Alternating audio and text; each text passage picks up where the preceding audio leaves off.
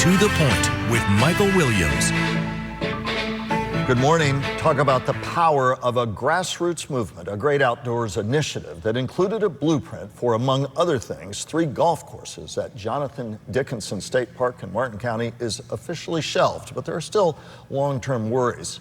It's on ice for now, though, because of statewide outcry about despoiling nature at state parks across Florida. My guest, Jessica Namath, an environmental activist, somebody who is front and center in so much of what we've seen happen in the last 2 weeks. And I've covered a lot of issues in Florida, and I will say it is seldom when you see such broad outcry that coalesces and has politicians, both Democrat and a lot of powerful Republicans, who said, this will not fly. So we'll talk about the fact that it's not over till it's over, but you do have a victory here. With all of this being shelved, including by the DEP this week. They put out a pretty terse note saying they announced Thursday, as you well know, withdrawing all remaining proposals for recreational projects at state parks. At the governor's direction, all of that led to the decision to withdraw the proposals. Oh, and they talk about feedback from the public. Your thoughts right now? I mean, we've given a lot of public feedback, haven't we? Yeah. You know, I think that, again, we hear him say that this is being shelved, but we also weren't made aware of when these were coming out to begin with. So I think that our concern is, you know, because we were ready to go on up to ARC and to Tallahassee and let them know how we felt about this. ARC, for our viewers, is the Acquisition and Restoration Council, yes. So, and they have the final say on these parks, to our understanding, or to the amendments to the parks. I want to talk about that backstory because it's important as we move forward as a matter of policy, as a matter of allowing and engendering early on public debate, which many of you all were furious, to say the least, about learning about this at the 11th hour. For the moment, though, at least for right now, a battle you've won, and you have to, at least for the moment, be emboldened by the fact that we're able to rally a lot of grassroots support. You led that here. What are the positive takeaways you have about what you and so many other activists did? Well, I think that, you know, after having spent 5 years on our Environmental Advisory Committee and not feeling heard a lot of the time, we were heard this time. This was a grassroots effort, and I'm a 35-plus year local in Tequesta, so, and involved in almost, I have a hand in Sierra Club and the Florida Trail and Daughter of the Revolution. So I just was seeing all of these different groups. In Scrub Club, we've got all of the bikers who, you know, the president taught my kids to ride their bike. Right. So for me, as somebody that has been in our community for so long and knows it well, I felt like I was seeing this outrage boil, and we needed a place for our voices to be heard. And I united us, and I think that was relieving, you know, to hear. Why did it resonate so much, this debate about what to do with our vital parklands? Why do you think at the end of the day that had such deep resonance here and across Florida? I mean, because we love our parks. You know, Floridians, we're so developed here in the state, and I think that a lot of us, I've brought my children there, we've been to programs, we go to Fire Fest, we've learned the value of it, and we continue to enjoy and learn about it. And these are places for a lot of us that we went as kids. You know, I saw my first rattlesnake horseback riding in Jonathan Dickinson. So, you know, and my kids are involved in the programs there, and we're outraged to hear that areas and land that we love would be taken away for a golf course or golf courses. Does it speak to that deeper recognition among Floridians about how much of our natural heritage we've lost and about wanting to maintain the connectivity to what's left? It seems to me that was such a powerful driver at a deep-seated level, an acknowledgement of what we've lost and a desire, indeed a passion to maintain what is left. Absolutely. And you know, I know like in Jupiter, for example, we don't know the exact location, or we developed over where Fort Jupiter was. There's a lot of history that we've lost and that we're still trying to learn, because things were developed quickly. So I think that, you know, that was something that Floridians, you know, did not want taken away from them. This wild, the notion of wild Florida.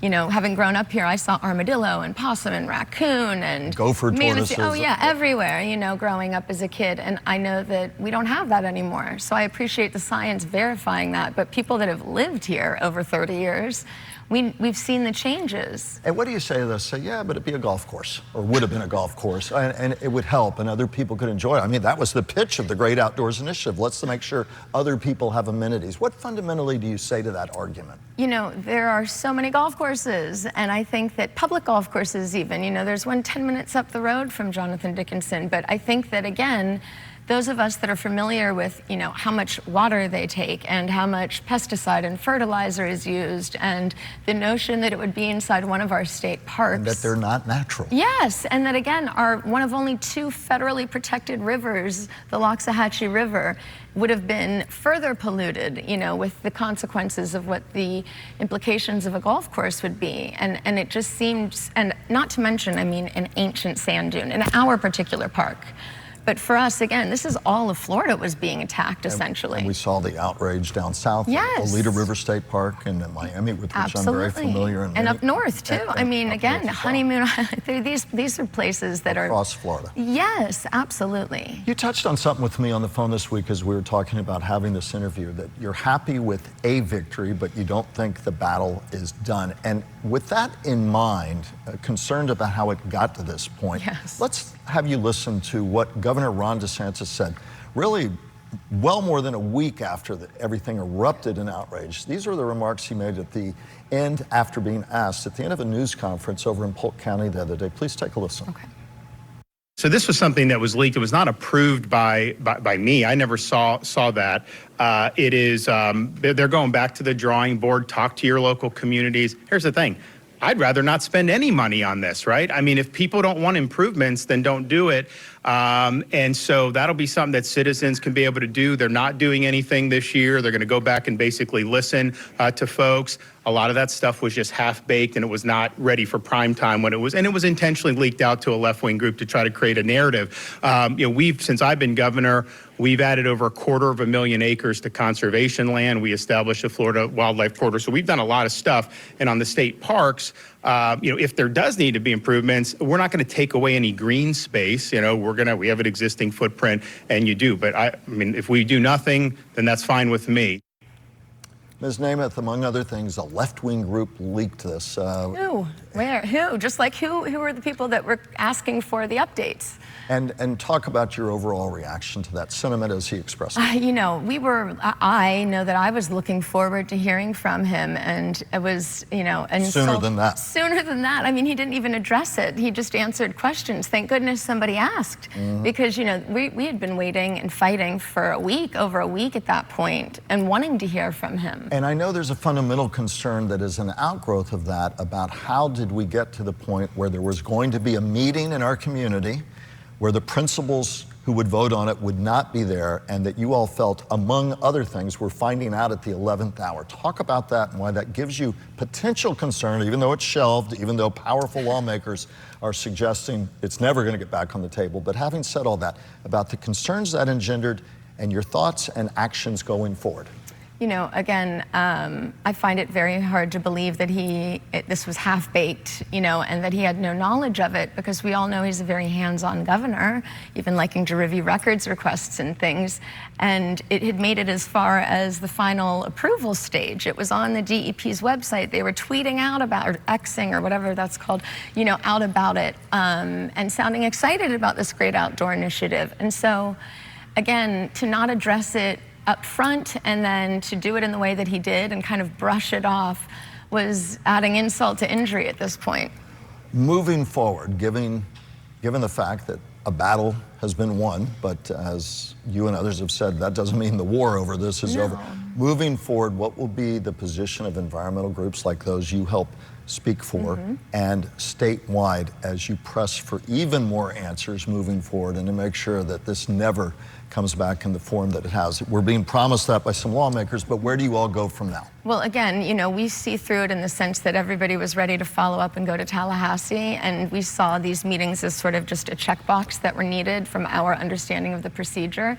I think that it's hard to believe this isn't opportunistic and election related to delay. And anybody that's been in politics knows that's a common move that is made to kind of take the steam out of something, which will not happen here because we continue just to find information out, like the 324 acres, of Florida Forever land that they're trying to swap, or in the final stage of getting ready to swap for a golf course. So, or to a company that owns a golf course. So this is, I think it's just going from bad to worse. And we're focusing on all of the other issues, including making sure that we raise enough awareness and we get our county commissioners and all of those communities that had parks to make statements and write letters of reassurance and to address the public and ensure that during the next legislative process this will be taken seriously, because we're not happy. You have lived and breathed this, as have so many others. Is it a turning point that will last longer than this issue? Do you think sometimes things happen that coalesce movements a bit more? Or is that a bit outlandish to say that? So that question, and then your final thoughts as you and others catch your breath right now. Yes, I think that yes, it will, because this has been a very unifying issue. You know, this has been a bipartisan concern, which is why we were able to get so loud about it. We united with this, and Floridians joined together from all walks of life, you know, whether you were conservative or liberal, you had something you enjoyed in these state parks, and you didn't like being lied to. We didn't like being what seemed like lied to and having things taken away. So I've been, you know, my final thought would be that it didn't feel very victorious yesterday. It felt like they were kind of trying to slide something under the rug. But I was given wise words by a very wise woman, Miss Betty Osceola, who reminded me that it's many battles often it takes to win a war. So this is the first battle, and I guess it's a small victory for us, but we're focused on the battle, on winning the war. Last thought, when you stand out at Jonathan Dickinson State Park with your youngsters or others, just your thoughts when you're away from all of this and you're just standing there on a quiet morning or evening? I mean, it's beautiful. It's just sheer beauty. And on the wild and scenic river, you know, it's peaceful, and it is the Florida that we love, and we want our children to have ingrained in their memories like we have in ours.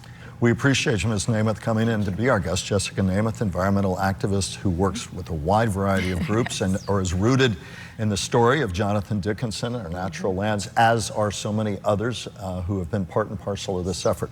We'll have you back. We'll continue to be following this story as we have at WPTV, but thanks for taking a few moments of your time for our audience. We appreciate you guys focusing your efforts on this. It's important to us. Thanks again for being in. Up next, the Roundtable, and we'll continue this conversation with Brian Crowley.